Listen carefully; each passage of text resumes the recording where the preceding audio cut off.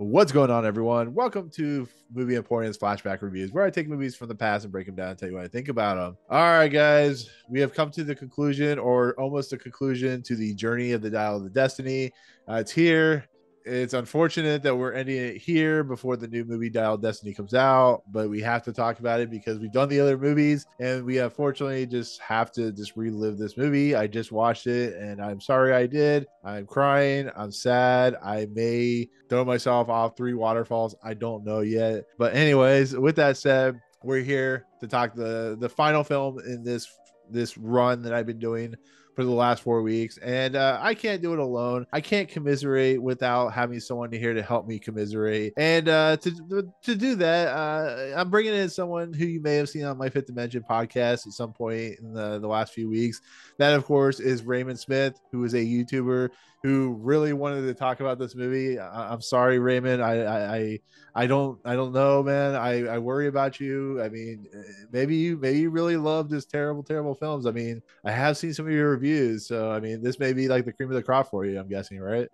No, is this so many people are so forgiving of this movie. It's okay that the movie's bad. Some movies are Yeah, bad. You don't some are have to so bad they're be good. in the cool club of I'm the one who understands what they were going for. No, they weren't going for anything. George Lucas did a bunch of cocaine, said, "What about aliens?" And Spielberg was too nice to say no. Oh my god, no kidding. It's so sad. Honestly, I think well, I've talked about it, and you know this. The Temple of Doom was a much better film than it had any right to be. It's not a great film, but it's an entertaining film. It's very much of its type. Last Crusade. Where do you actually? Let me ask you this. I asked at the end, but let me ask you this: do you rank like Raiders first, or you rank Last Crusade first, or how do you rank these movies? It's actually been a while since I've seen most of them to have a accurate thought on it. Really, I mean, I did Yeah. watch Crusade before this, Uh-huh. just to kind of where did we leave off kind of idea, and it seems like it was wrapped up. I mean, Yeah. him and his dad literally ride off into the sunset, commiserate over, oh, you believe we both banged a Nazi, and roll credits. And Right. then, Right. so we're pretty much done. Nope. And then they 20 years later. decide these, okay. So one of the facts I read about the movie talks about how the fact that all the other movies have mini missions. Yeah. Like it starts off, he's somewhere else doing whatever Indiana Jones does in that particular Yep. movie, and then is dragged into this. And we see who's doing it, why he's doing it, what he was supposed to be doing, instead of just, hey, get out of the trunk, roll that beautiful bean footage, which is what I call the indie music in all my notes. That's what I actually wrote multiple times, roll that beautiful bean footage. I don't know why. But we see the hat and he's in the movie. Okay, here's the plot. The Russians who kidnapped him actually, for some reason, brought the artifacts with them that Indiana Jones had from Mexico. It's like, where was he? Right. Oh, he was in Mexico looking at this junk. And then they break it in front of him just to be a dick? I'm missing something? Yeah. No, you're not missing anything. You're not missing anything at all. Basically, if you've ever read the book that they adapted from this movie, there's a whole chapter that talks about just exactly what you're talking about. It opens up Indy and this guy that Ray Stevenson plays Mac. are in the desert looking for Inca stuff, but they're spying on the Russians, and they get caught and they get brought to, as we learned, Area 51. And this movie is baffling because it was a movie that was originally, let me back up. This story was originally always going to be some kind of alien thing, some kind of alien property. George Lucas had it under his thing, and he convinced Spielberg to do this film on the census that they were going to explore, like, you know, them, or, you know, those alien movies of the 50s, which is fine. Like, the Indiana Jones series has always been about like the high concept, you know, going for the big MacGuffin that is, you know, thought to be kind of a myth in a lot of respects. I'm not saying the Ark of the Covenant's not real or anything like that. I'm not putting that out there, but It's literally it's a legend. They're always going after these legends. The same thing with aliens and Roswell and all that stuff. And they wanted to go into the Cold War and talk about the Cold War. So they hired Frank Darabont, who of course did Shawshank Redemption. He worked on The Walking Dead for the first season, blah blah blah blah blah, Young Indiana Jones series, and they brought him in. And there is a script out there if you can find it. Simply Scripts is where you found it the first time, but you can find it if you can find it. I mean, it's been deleted, but it's out there somewhere where it's a much more cohesive story than what we're getting here. But it dealt with, like, Marion's in it from almost the get-go. It has the ant sequence. It has a really cool plane sequence and all that stuff. It was called Indiana Jones and the City of God. But George Lucas, being, as you said, taking too much cocaine, is an individual who basically said, no, I don't like this. And therefore they hired the guy who ended up writing the script for The Terminal, which is a Spielberg movie.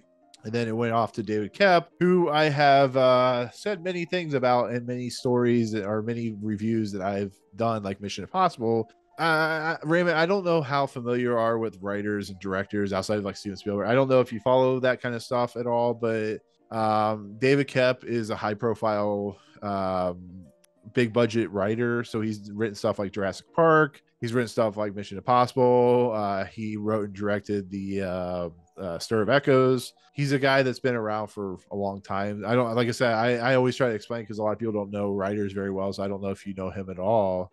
I don't pay that much a close attention to the Yeah. writer. As you know, I review some unique movies that Yeah, have of course. crazy stuff going on. So I'll look at that writer. If he has one crazy idea, he probably has other crazy ideas.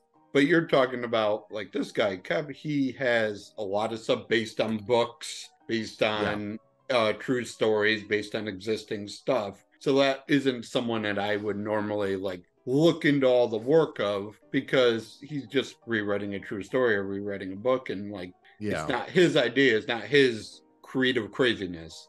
Yeah, he's also been known for, he wrote the first Spider-Man movie, War of the Worlds. He's like like I said, I'm big into this kind of stuff, so I follow it. But he's one of those writers similar to the guys behind Transformers movies and stuff like that, who just really have they get jobs because they find the lucky property to work on, and their movies make money. And it just, for some reason, Spielberg got attached and just really loved this guy after doing Jurassic Park and stuff like that. And the point I'm making, the kind of long round point, is I don't know how you feel. I was excited for this movie when it was announced and was finally into production. They're bringing back Indiana Jones. Last Crusade is my favorite film in the franchise. It's Steven Spielberg, George Lucas. Karen Allen's going to be in this movie. Cate Blanchett's going to be in this movie. Shia Lebouf was pretty hot at the time, doing Transformers and stuff like that. John Hurt.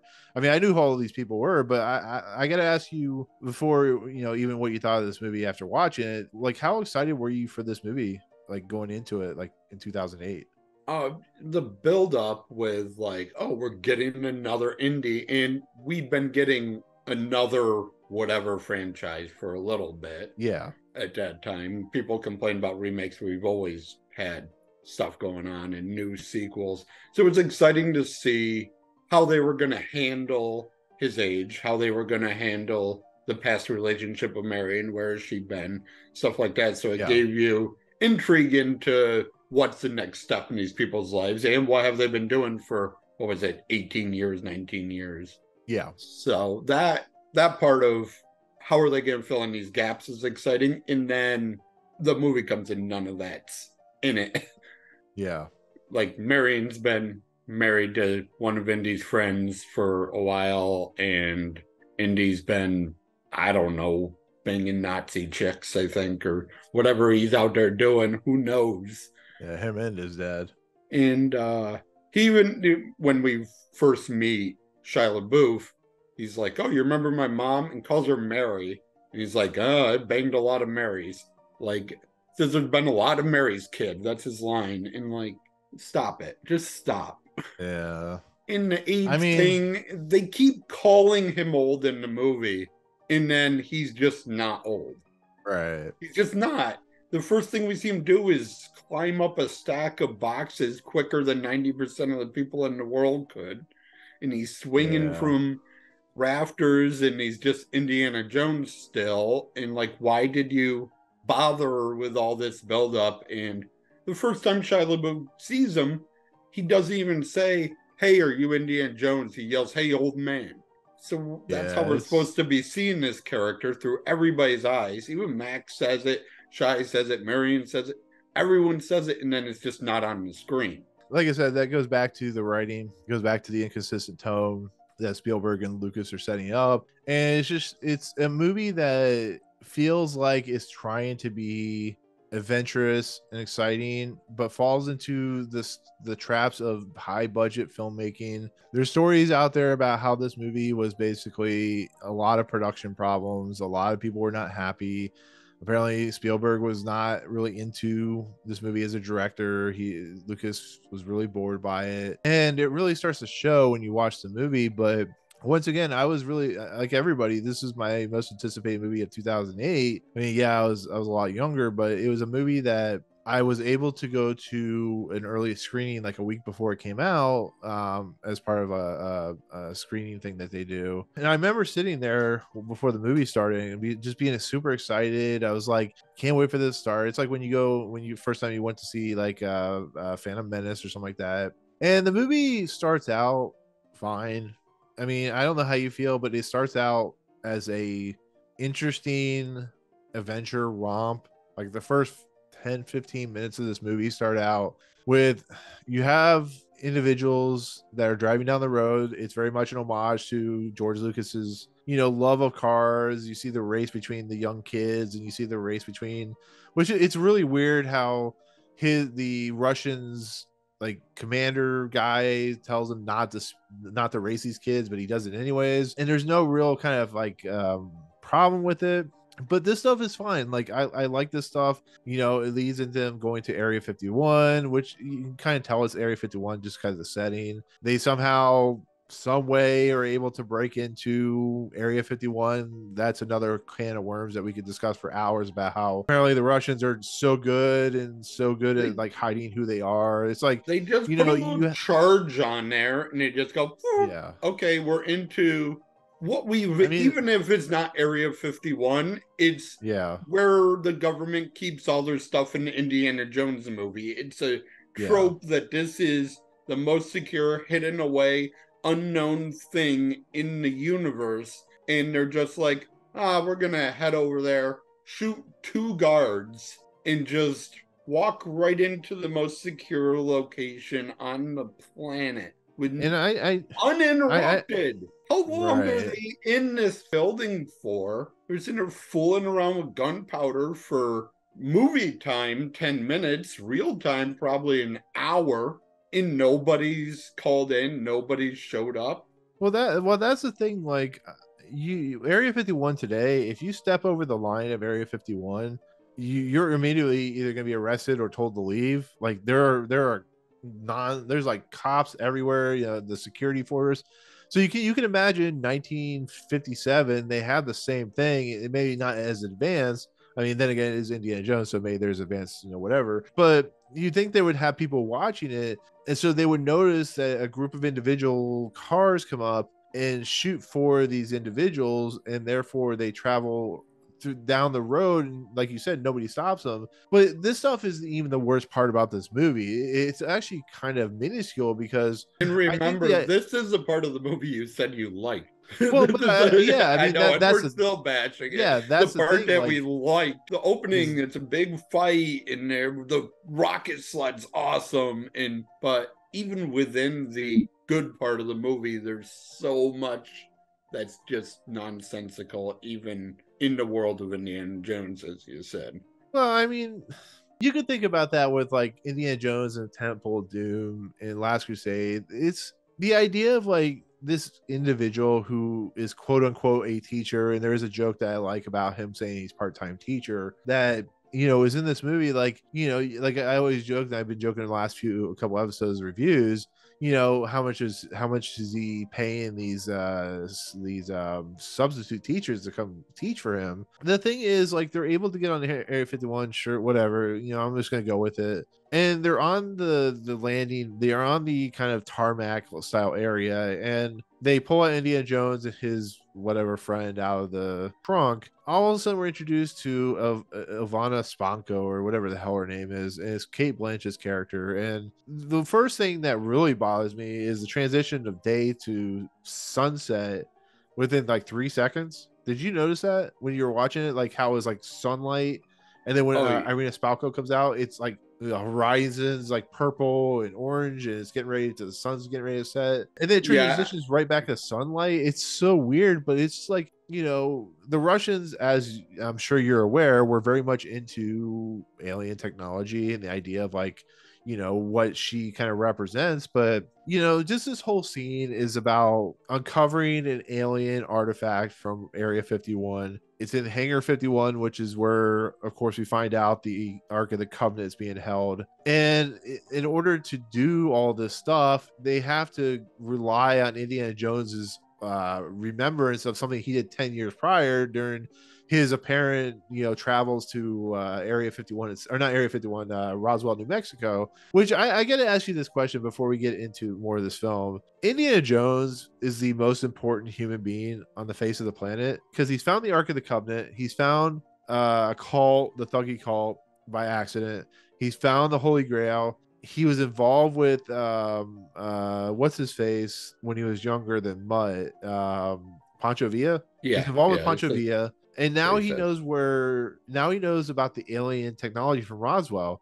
How the hell is he not kept in a secure facility knowing all this? Like, he can't tell anybody anything. This is like my biggest weird thing about Indiana Jones is he works as a teacher. Everybody but the students, and like three other people, or like most of the world, don't know who that he's this like professional. But the people that do know it are the bad guys, the Nazis and the Russians, and like two other people that work for the school. It's just like, how can the guy that's like the most sophisticated, the most important person in history, just have this much secrecy of clout? Like, I don't understand it. Do you understand it at all? Does it make sense to you? Like, it doesn't me.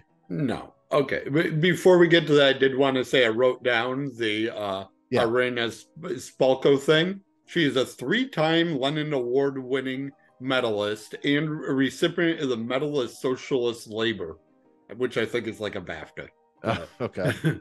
But no, she writes that she's like, I am a blah, blah, blah, blah. I'm a Lenin Award winner 3 times. Yeah. And has the great, do you know where I'm from? He says, well, by the way, you're biting them W's. Okay, it's the only good line in the movie as far as I'm concerned. As far as what you said, like, why are we not keeping Indiana Jones in cryogenic sleep? Since it was a sci-fi movie, he'd be frozen and only brought out for special missions. Yeah, it's crazy. Like, let's just let him go teach at a random school in Connecticut that no one's ever heard of. Yeah. And, like, what? No one knows who this is. How do we not know? Like, they always say you can't have these conspiracies can't exist because hundreds of people would know. But he's interacted with so many people that someone would have said, oh yeah, Indiana Jones, you mean the guy that found the Ark of the Covenant? Like, it never comes up. How are we letting this guy out in public just thinking he's not going to tell anybody? And on top of all that, I don't know what I forgot what I was gonna say, because it just baffles me that he's done everything. Like, there's nothing else he can do. He could write a book and it'd be like this greatest seller of all time, just on the adventures that he has. And but apparently nobody knows, because we do have these FBI agents that think he's a traitor somehow. Someone has to go in the room and say Indiana Jones and speak to him like they're slow. And be like, what are you crazy people talking about? Do you not have any idea about anything?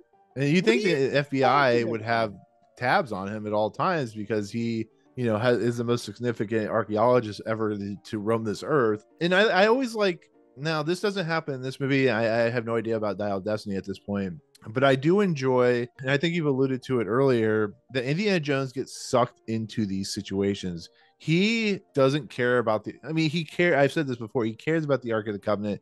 He cares about the Holy Grail because they are artifacts of significant importance, but he doesn't, it's not the reason he's even there to begin with. He's there to find small artifacts like the idol or the cross of Coronado or whatever he's doing in the Temple of Doom, and circumstances pull him into these situations. Here he was in Mexico. Now he's pulled into this like crazy scenario where he knows about alien. I don't know. Well, we are told that he was part of the team that either found or at least investigated the body that is in Hangar 51. Well, that would have been, see, that's my it's first the one complaint. throwaway line that says, well, he found it. I mean, right, had and that's nothing to do with it afterwards. Sorry, go ahead. No, you're good. But that's my first complaint. Why don't you start out with that? Instead of doing what they do here, maybe have this be more into the movie itself, but here, show us that scene as the prologue. That would have fit perfectly into the vice that is the prologue to Indiana Jones in general, where you get this like really cool kind of setup, or show us something else. But this is completely out of the norm of Indiana Jones. This is throwing us straight into the story before we get, I mean, like the whole beginning of Raiders of the Lost Ark is on the thing about Indiana Jones on a quest and adventure to find something that should be in a museum or to do whatever. Here, he's not even on a quest. He's just thrust into this nonsensical thing of finding an alien artifact, and it just doesn't make any sense. And once again, like we've already talked about, this isn't even the worst part of the movie because I enjoyed the action in this, and outside of the double crossing nonsense. But and the prologue's not out of character for Indiana Jones or for Spielberg. Look at Jurassic Park, where it starts with a mysterious box and we don't know what's going on, and there's people get attacked by whatever's in this box. And then we learn, oh, it's dinosaurs. Dinosaurs aren't as tame as Adam Burrows telling us. They're actually dangerous. We know that because we saw that. And you could do that in this of somebody they dig up the alien from the crash site or whatever they decide to introduce it, and someone gets sucked towards it by their gun or medallion or whatever. And it would take 2 minutes just showing Rain somebody's dog tag floating in the air, and boom, you're done. You introduced it, and now we know what the hell we're talking about, instead of having Cate Blanchett practicing accents for a real movie sitting there telling us, you remember that box? And he's basically has the same reaction he had when Mutt asked him about Mary. There's been a lot of boxes, lady. I don't know which one you're talking about. Do you know who Indiana Jones is? I've discovered 1,000 things over the last 19 years. You're gonna have to be more specific. Right. We don't know what she's talking about, so we just have to wait for 20 minutes to find out what the hell they're talking about, when we could have already known and been part of that story. This is my worry for Dial of Destiny. I worry they're going to do the same thing. I really do. I worry that it's going to be the same problem that they've already dealt with in this movie. I honestly, as much as I'm excited for Dial of Destiny, I do feel like it's unnecessary. I know it's to send Indiana Jones off into the sunset, but they've already done that. It's just, I feel like we're at a point now where this film doesn't even really need. I don't even think Kingdom of Crystal Skull really even need to happen, because I think it was just it's very much a well worn out story. I mean, like most big budget spectacle films that have a history, you get excited because it's a chance to go back and, you know, experience your favorite archaeologist / adventurer. And once again, it's just there's something about that in the middle of the summer, just having that adventure. It's like, I can't wait for Dead Reckoning Part 1 because it's a Mission Impossible movie. And I don't know, there's just something about that feel, that Steven Spielberg feel, that gets you pulled into a movie like this. But the problem is, like you said, the gunpowder situation there, I guess, and I talked about this with Triv when we were watching the movie before you came on. And why is the alien technology magnetic? Like, is it never really fully explained in this movie? They explain that it's not magnetic, though. When he's in the cave with Mutt, he says, wait, why is gold heading towards it? Gold isn't magnetic. Yeah. So it's not magnetic. He doesn't know that yet, but it has some force to pull things towards it. And I have seen complaints like, why do some things shoot across the room and some things just gently float towards it? And if it was magnetic, that wouldn't happen. It'd have the same magnetism towards the same things. Metal is Like metal. that's But well, yeah, that's the so problem. Like why so here's the problem. Why is what is attracting this stuff like the grenade pieces? What is all this stuff? Why is the alien like is he a fucking like he loves the gold? Like it just doesn't make any sense as why. you were talking, that's what I'm kind of thinking, because we find out the aliens are museum collectors at the end. They Yeah. have all this stuff. So maybe they have a way to just bring the stuff to them. And that's why the ancient civilizations believed in aliens, because they saw their gold skimp across the ground and go into this cave. Because Indiana Jones and Mutt talk about, it says quartz isn't magnetic, and I think Mutt says either is gold. So why is gold sticking to the skull? It shouldn't be happening if it's magnetism. Yeah. I mean, So it's not magnetism, but why, if the skull is bringing gold to it, it has some magic gold drawing power, why is it yeah. doing it with the shotgun pellets and gunpowder then? Yeah, it's So so weird. it's magnetic when it It's makes sense, and it's not magnetic when you need to have the gold shoot across the room. Now it's not magnetism because you have Neil deGrasse Tyson on your ass saying gold isn't magnetic. Why did the gold get pulled in? So yeah, it's so bad. Like that the whole sequence, like I said, once again, I don't mind this sequence because it is very traditional Indiana Jones, the whip, the running around being chased after by the bad guys, shooting, blah blah blah blah blah. It gets into, they take the thing, his friend is a double agent, triple, whatever the hell he is.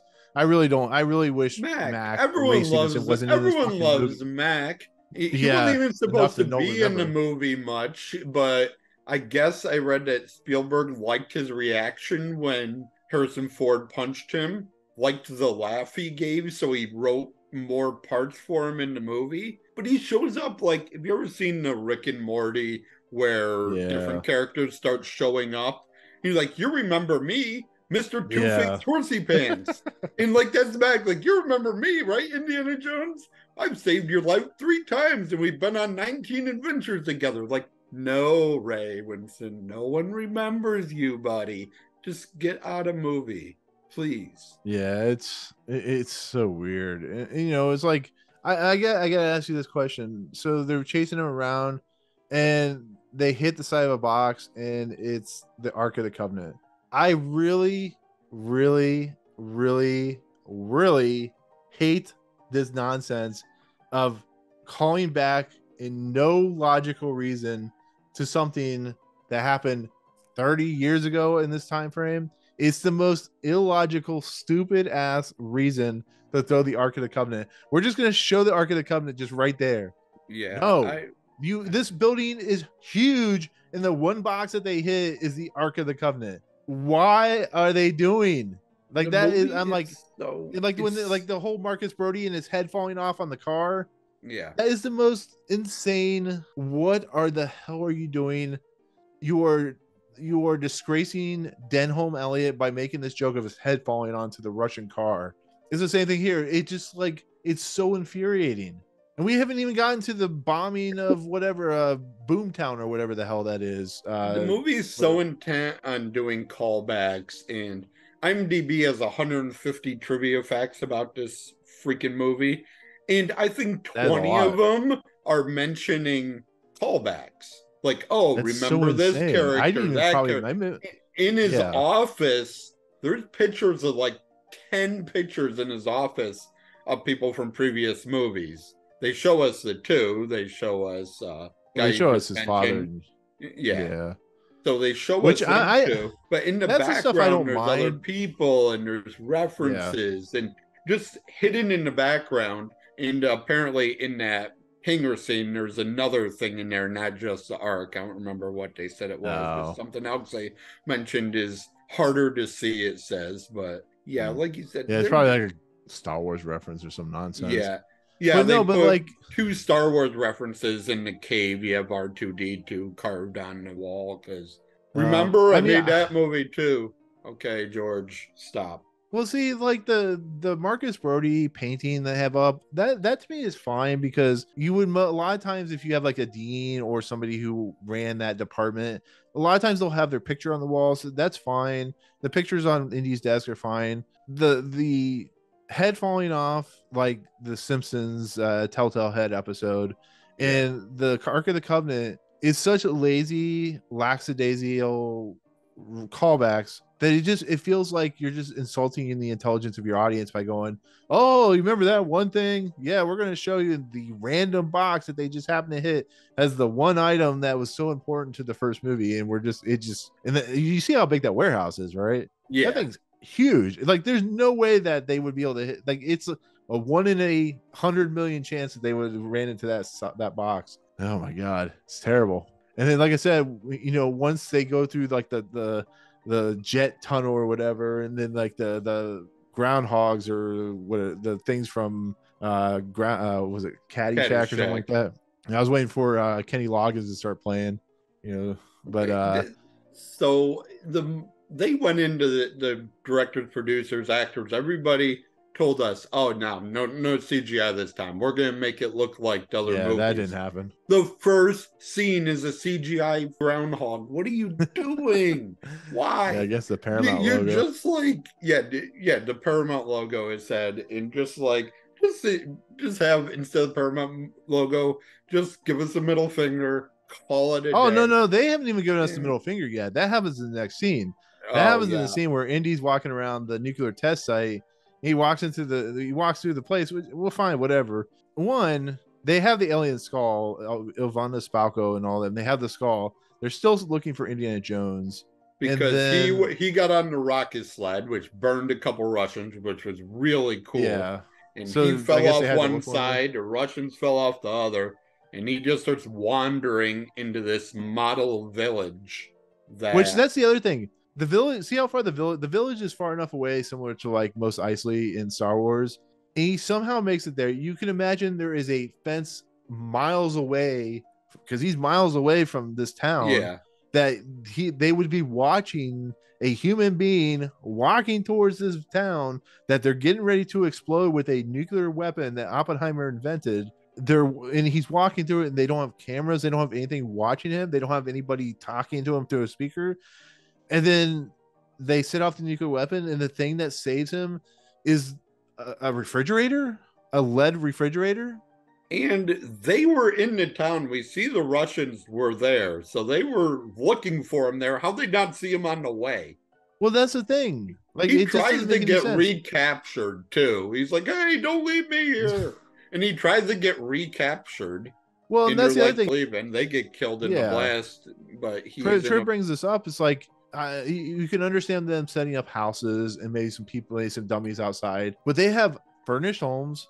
They have TVs that are playing Howdy Doody or whatever. They have food in the refrigerator. They have real refrigerators made of lead. What, I don't understand the logic in that. I'm pretty sure to operation survey the damage. I can understand having some working electronics in there. Okay. To see if the EMP pulse took out the electricity. Maybe further away, not in the blast zone where it's just going to get torn to pieces anyways. But they will do that makes more sense. Put like electrical monitoring, but not the exact spot the bomb's being put. That would be out where the freaking rocket sled is. They'd have a sensor out there. Right, and there's food inside the refrigerator. Yeah, that makes no sense. Why he's like pulling all this stuff. Like this is like the land of Barbie apparently, because there's like everything set up. This is like that movie that came out last year with I don't know, whatever it was with what's her face, that was really bad. I remember when I'm editing it. It doesn't matter. I know, but the bomb goes off, whatever. He flies out with the inside the refrigerator, and he comes out and he's fine. And he walks up the hill. He's literally he's like a few miles away from the bomb blast, the one you see behind me. And at that point, wouldn't he be dead? Like, you would imagine he would be dead. Like, wouldn't that make more sense? Wouldn't he be, I mean, am I wrong? Mythbusters, next Mythbusters when they have a reunion. Let's get them a nuke. Oh my But god. I, Let's ask Christopher Nolan. He may know. yeah, Um, but no, but like the only realistic part is the fact that he gets wiped down. And he has like radiation burns on him. yeah, Indiana does. That's like the only realistic part to any of this. And it he's fine. He's makes talking to the people in the next story about him being a conspirator and stuff like that. And it just yeah. And you talked about the other script, the Dumont script, and it's in there too. And no one said, "Well, that's stupid." And it's gone through many, many changes, and they kept this in. Why keep this in? I've because it read a looks cool. couple. Yeah, it looks cool. I guess that's the reason. But so many people we talked before that in the last month there's a ton of, well, is Crystal Skull that bad videos and in defense of Crystal Skull videos. And when they get to the fridge, they say, okay, it's dumb, but there's been other dumb things in Indiana Jones too. And then they immediately say, but yeah, this one's the dumbest. So don't bring it up in your defense if you're going to agree it sucked. That's like me Even saying go ahead. House of the Dead, Uwe Boll's movie. It's a good movie, but I really hate the story and structure and the fact they put video game footage in it. It doesn't that defeats the purpose of what you're trying to say. Like me, I'm a huge defender of The Last Jedi, and I can give you reasons why I'm a huge fan of The Last Jedi. But I can admit there's things wrong with that movie, so it's not perfect. I'm not trying to, from me personally, I think it's a great movie. From the understanding of people hating it, I get it. I'm not going to defend it for that. It's not my purpose. But that's anyway. Going back to Indiana Jones, it's just from the offset. Yes, I enjoy the action and stuff like that. And like I said, the one thing I really do like in this movie is the chase sequence through the campus because it feels like a old school Indiana Jones chase. Everything around it feels like a lazily, haphazardly, lackadaisical situation on hand, and that's the problem with this movie is that nature. Yes, it has an interesting premise of aliens and the idea of like how it reaches into history, the idea of like the Russians wanting to go after it. But when your story is so poorly done and so poorly thought out and so poorly practiced, you can't defend that. Like, it's impossible. Even Spielberg knows that this movie isn't good, and he said it in his opinions.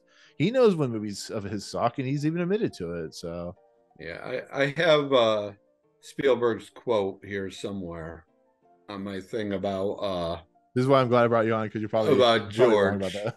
I had it up. I'll find it. Somewhere I just wrote, it's all George Lucas's fault. It's in my notes. So here he Premiere. is. He says, I'm loyal to my best friend. When he Uh, writes a story he believes in, even if I don't believe in it, I'm going to shoot the movie the way George envisioned it. Oh yeah, I know this movie sucks, but yeah, George I liked it, mean, so I'm into what George likes. well, that's the thing. Like when they were doing the Dial of Destiny premiere last week, the one Steven Spielberg comes on, and he's like the guy who created, my good friend George Lucas, and I'm like, you guys obviously forgot about that last movie you did, so I don't know. But yeah, I mean, from here on out, from like I said, I enjoy the chase sequence on the campus outside of the Marcus Brody head falling off, which is the most insane thing I've ever seen. Not But how basically, statues work. Not what's how that? statues work. You don't hit the No, bottom and the head just pops off like a yeah, Pez it's just an dispenser. insult to Denholm Elliott too, which just makes me mad. But Mutt Williams, played by Shia LaBeouf, comes in the mix. You mentioned this earlier. This is one of the most it's one of the biggest mistakes this movie decides to make is bringing him in. He was only brought in because he was beloved by Spielberg for the Transformers movies, and from the onset of when Indiana Jones is going to leave the campus to go to New York, he comes in. He comes out of the fog, out of the smoke towards a train, and then he talks to Indiana Jones about a character played by John Hurt who plays Ox. Anyways, there's a whole big spiel about the crystal skull and the skull, and Ox found it, and now he's disappeared, and his mom has disappeared, and all this stuff is just very Indiana Jones, but it's done on a very tepid scale. And once again, the chase sequence happens, and all this stuff is just like the the when he punches the social in the head, and the Russians are, it's like I just kind of turn my head and I'm like, where's my cat at? I'm just gonna pay attention to my cat, because it's just like They none of it. basically, the Russians show up and they basically do the equivalent of, hey, look over there, so they can get away Yeah. by pushing into the jock, and then the jock's girlfriend punches him, who is Spielberg's daughter. That's Oh, is it? yeah. And then there's a big fight between the greasers and the socials, and one of the greasers is like 40 years old. And like, Right. what are we doing? Why? And then they're brawling as Mutt and Indy run out of the building, and Mutt Williams is in this movie just so they could have that stupid dog joke. Like, oh, you're named after a dog? That's stupid. So are you. Yeah, right. So are you, buddy. You picked a name that's a dog? So did you. Ha, hilarious. Let's go on with our second chase of the movie. Oh, and that's the other thing we have to talk about. How does Mutt Williams not know who Indiana Jones is? Did Marion just never talk about Indiana to her? And his stepdad didn't either? Like, he knew Indy too. They met through Indy's, like, I introduced you. So the stepdad, they grew up with his entire life. And then Oxley knows Indiana Jones anyway, so there's got to be something. He has three adults in his life who have had very close relationships with Indiana Jones. And then they're like, nah, go see this guy. And they don't give him any further information. Just go find the old guy, or the 60-year-old guy who's on a train, who just, like, at what point did he realize he was going to be on a train? Like, I don't know. But like the main problem is like just all this information, this exposition that's being thrown out. It's about, we have to go find Oxley in the middle of Peru, and it leads to them traveling to like this very set like place with these two Peruvian individuals that are guardian, and it's just like all it is like one big was it Mayan temple from that Nickelodeon TV show. It's just like it all fake looking. Legend of the Hidden Temple. Thank you, Legends of the Hidden Temple. And then Indy's friend Mac is there. Like, is he even following Indy? Like, none of this is interesting. None of it fun. None of it is boring. The idea of them going to the cell and finding all the the wall art, going into, like they said, that temple, finding behind the Francisco character the actual skull, being taken in another plane. It's just like we figure out that it has to be brought back in order to get the power, but that means it has to be stolen first. So that's like a weird combination lock of events that you have to steal the skull, then turn around, throw salt over your shoulder, spin around 3 times, and then bring it back. Does that qualify as returning it? By the way, IMDb calls them Guardian Protectors, Kung Fu Aztecs in trivia section, and tries to justify that they are not as inaccurate as you think, because ancient Peruvians had a martial art called Rumi Maki. Like, shut up, IMDb trivia. Yeah, I mean, whatever. It's just, I honestly, like, none of this really. I'm sure they did some kind of a little bit of research at some point, but whatever. It's just, where do them people come from, though? Are they just always there? I guess maybe it's like Skull Island or something like that. They're just always there. I don't know.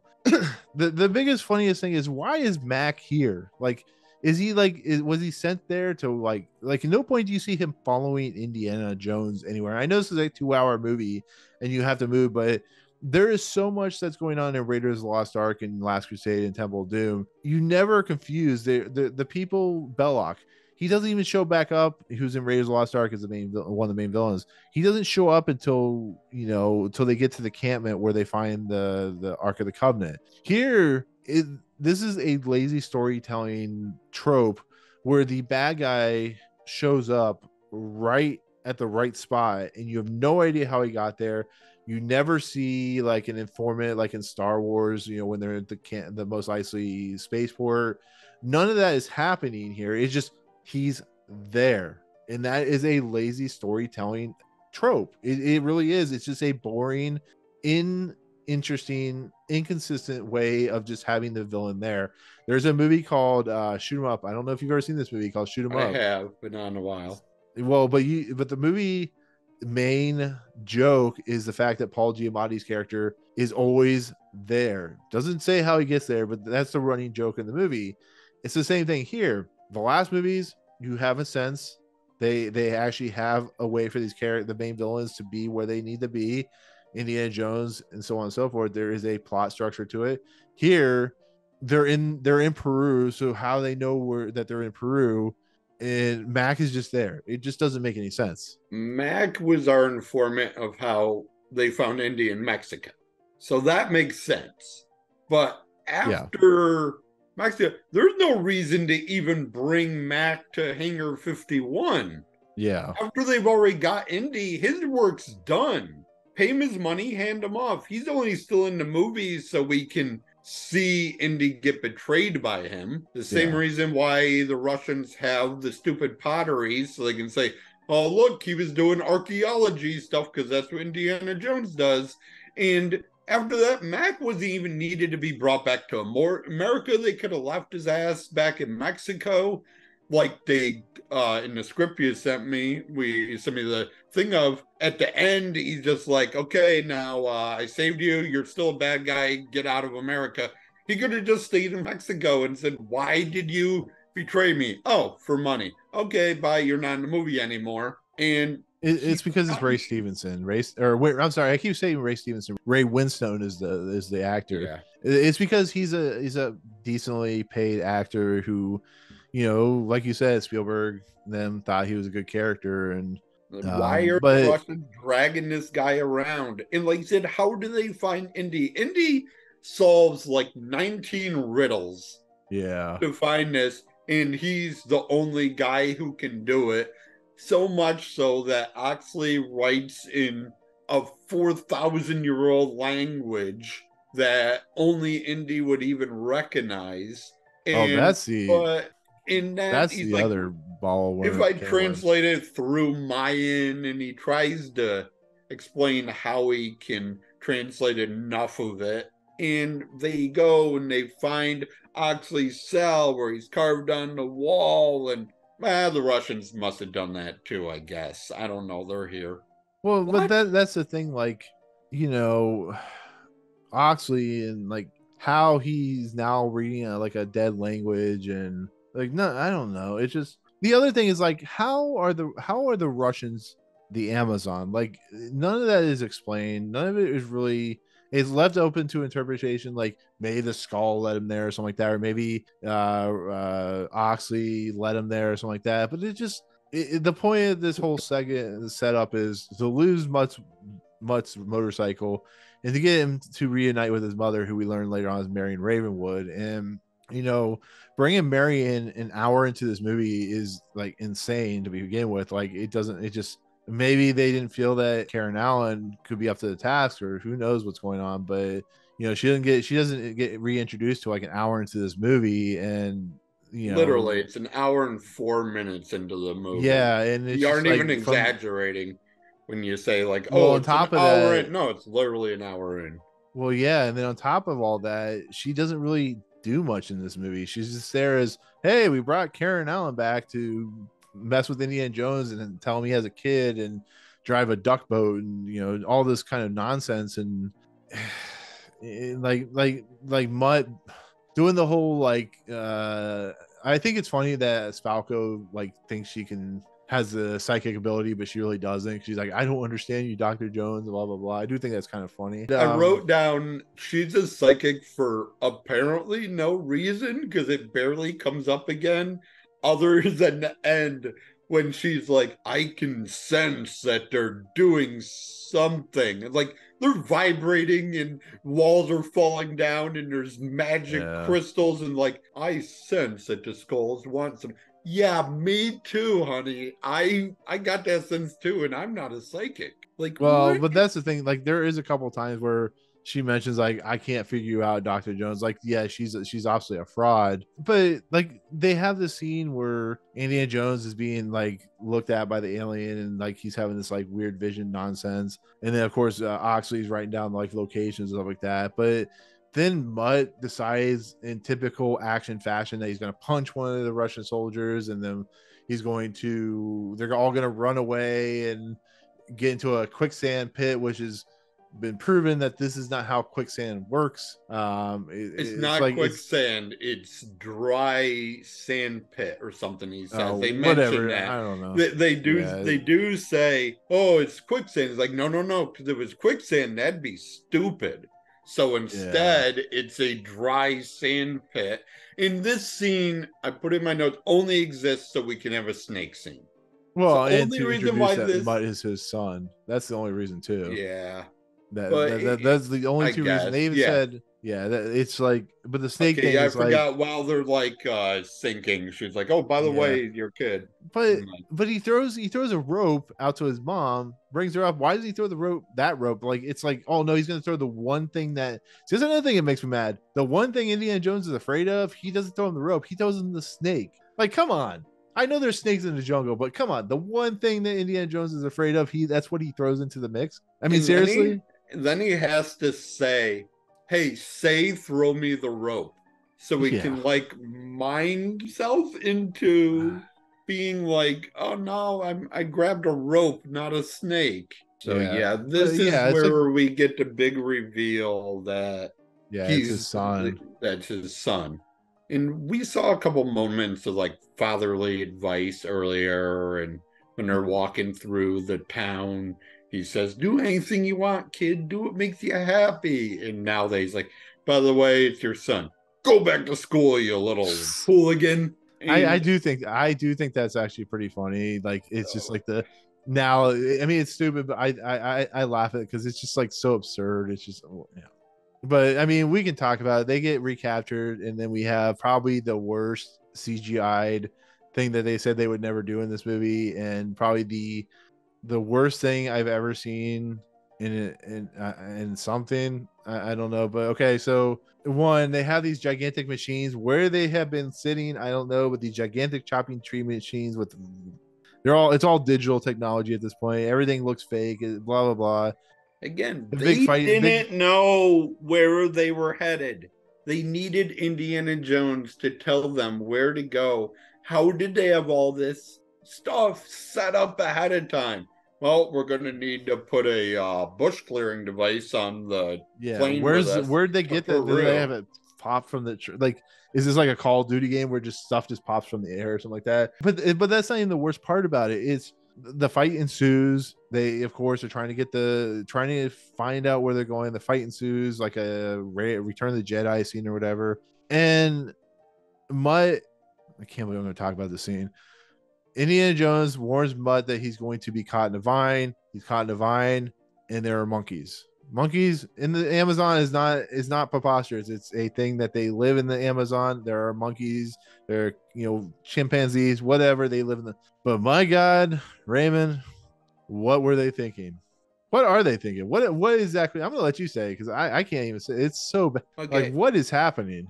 now I will say one tiny thing in defense of this. In the Dumont Sure. script you sent me, it was Oxley going on the vines. Oxley's crazy fever dream, 100-year-old ass flying through the jungle compared to young, fit, private school, apparently award-winning fencer. We'll get into that. But again, we're not going to do CGI. We're not going to do CGI. And then it's fine to do CGI to make the background look better. They add trees in the background to make the jungle look more jungly. But why the hedgehogs or wherever they are? Why the monkeys? There's no reason for Mutt to learn how to swing faster than moving vehicles through the rainforest with Well, CGI monkeys around, and it just why would you that even that's do But any not of even the this. worst part is like they just leave him behind. They're being chased and they look up as they're leaving him behind. And it's like you just left your son in a tree.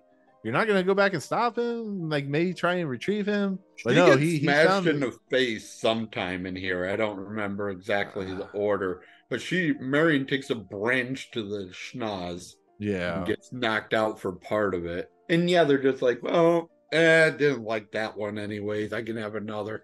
But he swings faster than the moving vehicle and comes back, grabs the skull, and then he's like, whoop, and throws it in the air and gets into a sword fight with a Olympic fencer and is better than her somehow.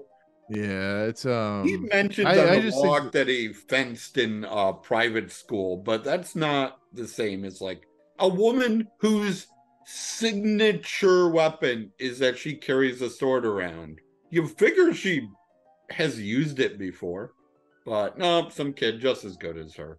I don't know. It just like when he's swinging through the vines, it's just the most idiotic thing I've ever seen in my entire life, and it just You just can't get. It just ruins the rest of the 20-minute and I chase. like the ant sequence that comes up is actually in the Darabont script, and I actually like the scene because it's cool. They're ants are yeah, I don't know. They're apparently cannibalistic ants or something like that.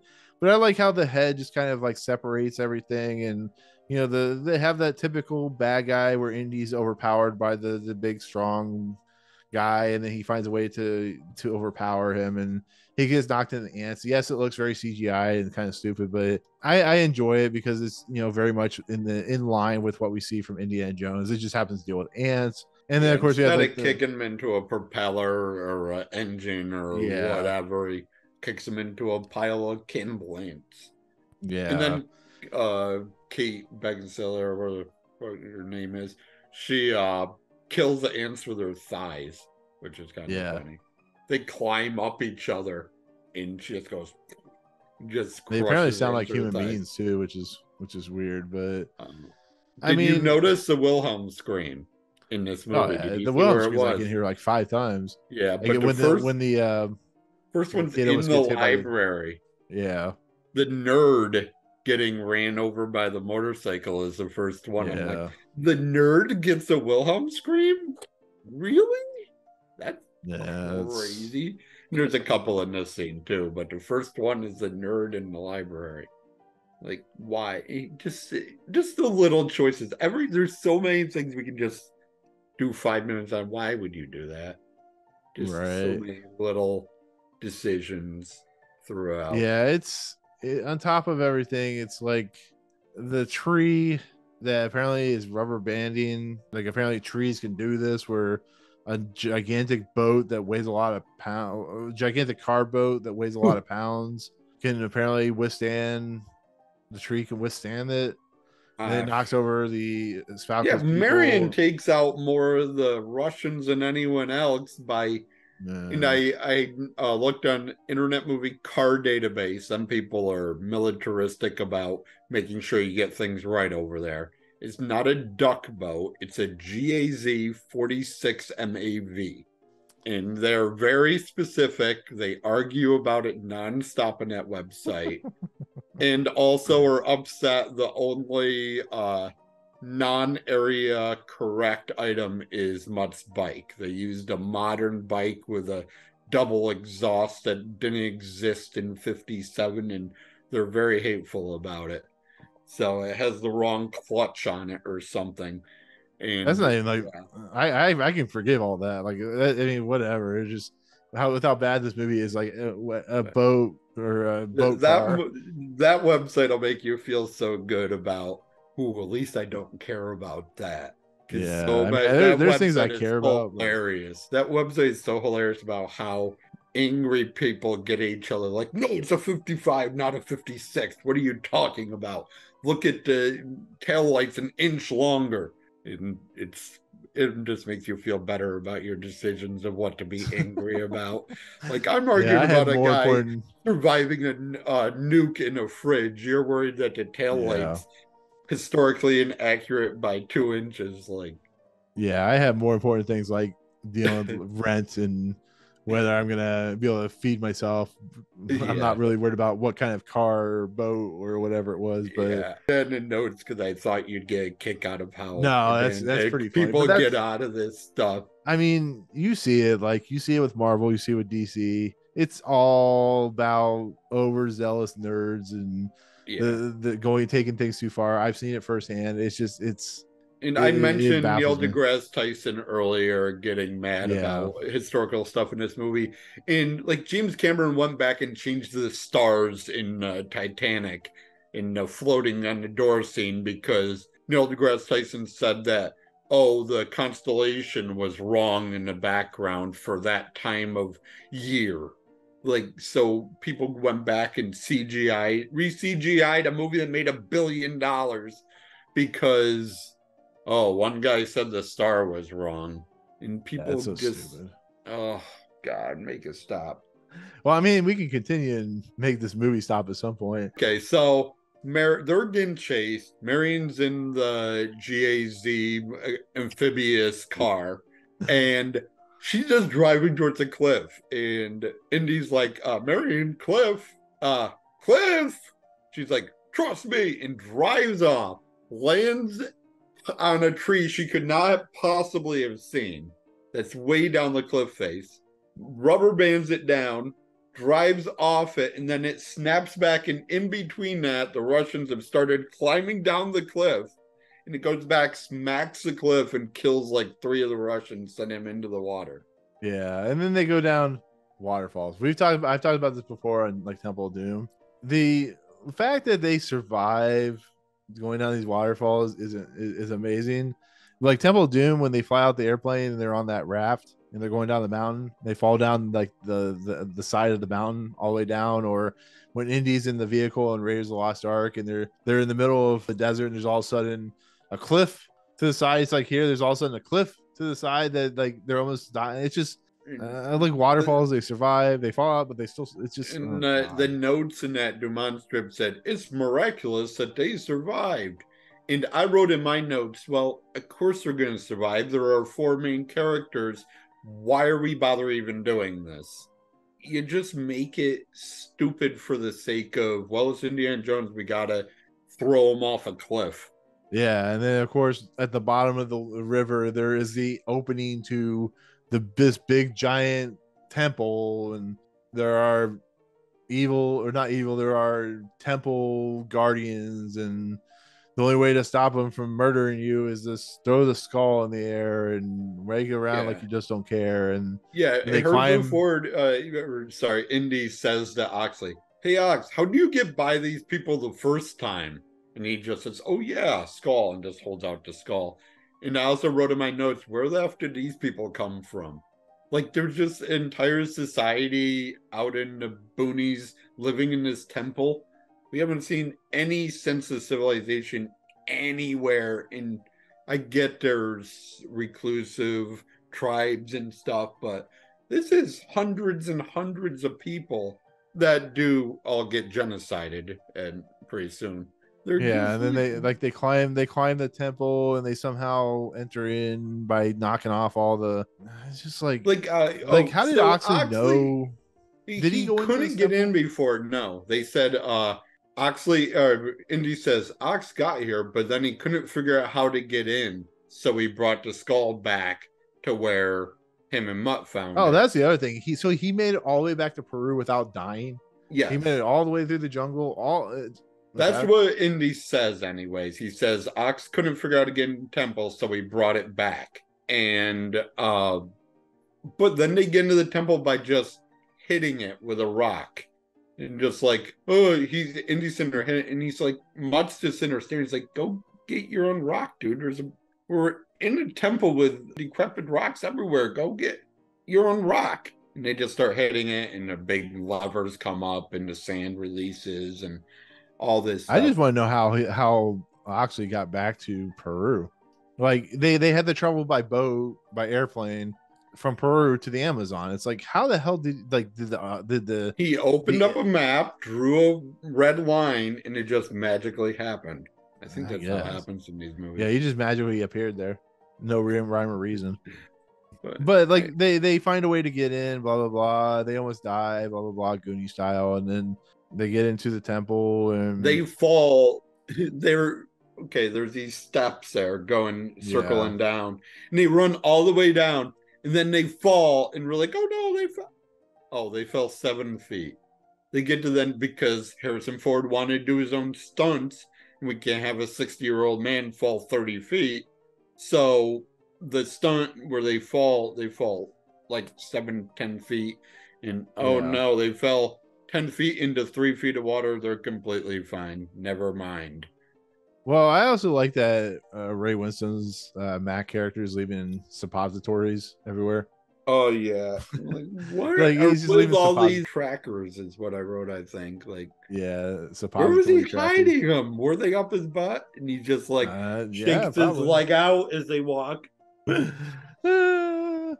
just but then they get one out, shakes his leg, runs down in jeans, and Shinko there finds it.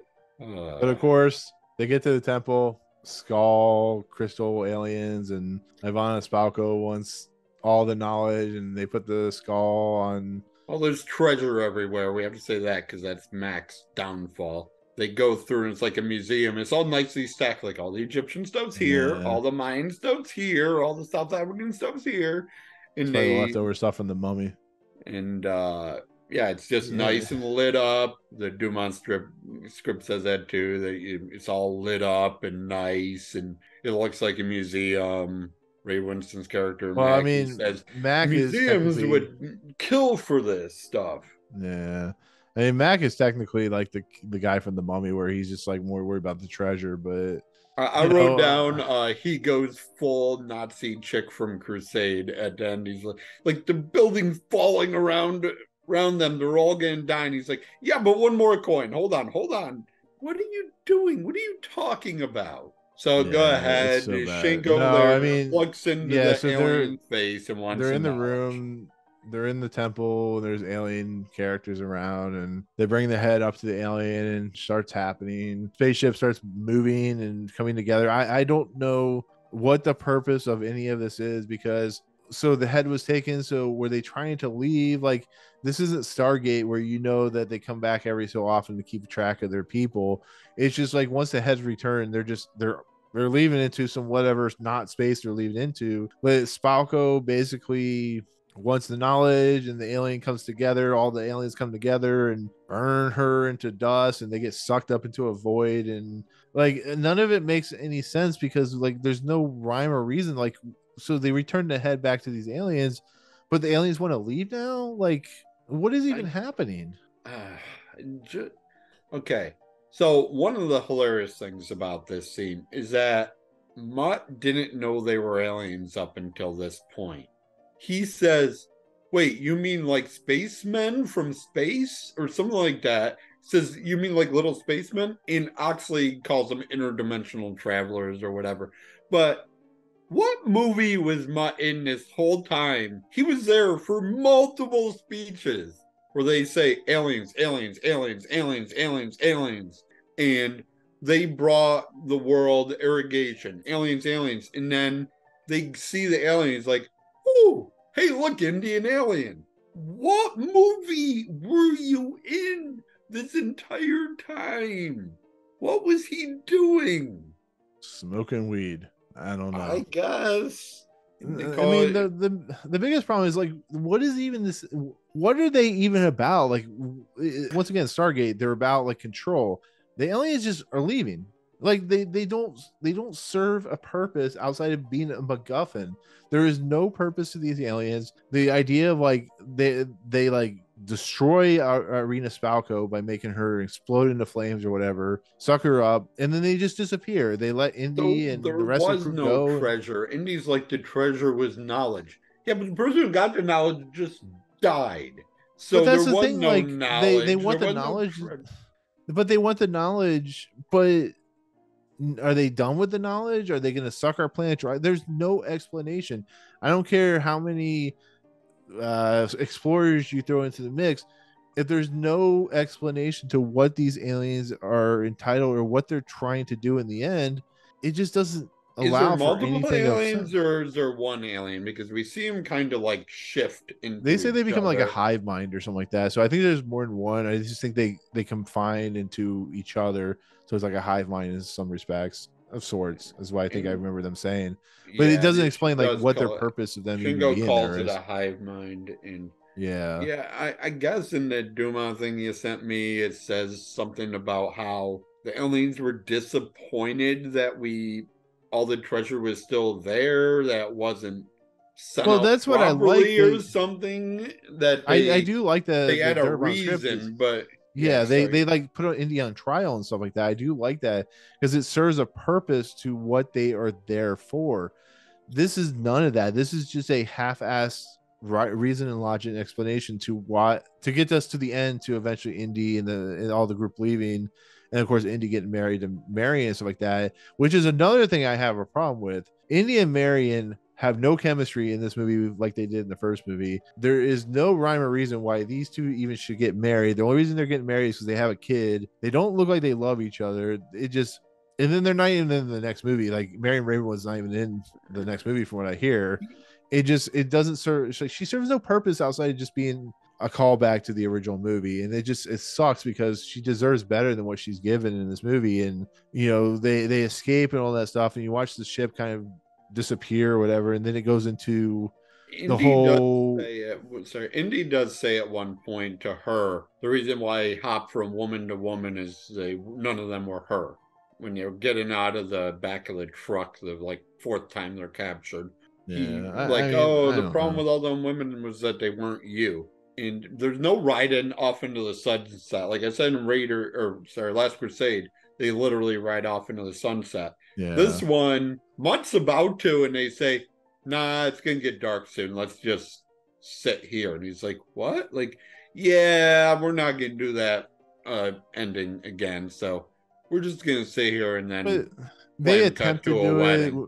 Well, they attempt to do it with the wedding stuff by setting that into the sunset. But once again, you don't need any of this. Like Marion Raven was off. It feels like the Force Awakens, where you bring in all this stuff, this history that was completely erased from when they took out the cool stuff that they had with the kids in the original books and stuff like that. And you bring in this like whole story that just feels haphazardly done. It's the same thing here. It's a haphazard story of bringing characters back into the mix that don't really have any purpose and don't really have any justification. And then you add in a wedding because you have to have these two married so that they can teach Mutt to be a better person. And they make him try to be Indian. And Harrison Ford's like, for not making him Indian. The music and of John Williams, which is John Williams always has good scores. So that's the one thing I can't complain about. But it Yeah, feels I so love lazy. that it does end with like Shia Lebouf being like, "Do I get to be the next Indian?" No, and you're not in the next movie. Yeah. Go away. Yeah, you're gonna go off and be crazy and wear bags on your head and watch your own movies. And then they give Indy back his like deanship at the college. And So people yeah, hated that there were aliens in this movie, and the defenders say, "Well, they had to go science-y eventually instead of history." But my question to you is, yeah. how less upset would people have been about the aliens if they knew the next one was going to be time travel? Because that's what it looks like it's going to be. I think Aliens could be cool if it worked well. I do. The problem is it didn't work well. People want Nazis. They get Nazis in this next movie. Yeah. People didn't want Russians. That's the whole problem. It's not the problem with the aliens. It's the problem. I talked about this on the last review. I think it was the last review of the read before. The idea of the MacGuffin in the Indiana Jones series has always been mystical and magical, and it's always been kind of like grounded a little bit, even though it's like very high scale mythology. Here, it's just aliens, which aren't really that, and that's its true main problem. It deals with something so left field of what the Indiana Jones series has been. I think what Dial of Destiny is trying to do is rewrite what once went wrong and try to form back into the idea. But from what you've heard, what I've heard about Dial of Destiny possibly being a time travel movie, it once again veers off into that very science fiction-y feel that was more about more about the mythical than the science, and that mythical is more interesting and more diverse and more, more rooted in like human culture. This is like, hey, let's do Indiana Jones and Stargate, or let's do Indiana Jones and Back to the Future. It just, none of that really seems interesting. Once again, I have not seen Dial of Destiny as this review. I won't be seeing until like May 28th or whatever. I'm just saying, or June 20th. But at this point, that's what I see as the problem, is they're veering into the direction that doesn't really feel that interesting for Indiana Jones, and it doesn't deliver on the Indiana Jones mythos of being about interesting cultural history. It deals with more of just indie, like sci-fi, over the top scenarios and stuff like that. I don't know. That's how I look at it. I haven't looked into too much of it because I don't want too many spoilers about it. No, and this is what I like just the from the trailer. trailers. The trailer does again seem like it's, oh, you remember that item you had where we need that, and then when they show up, like 12 other people are gonna magically realize that item exists at the same time. And that's sad. I mean, that's just,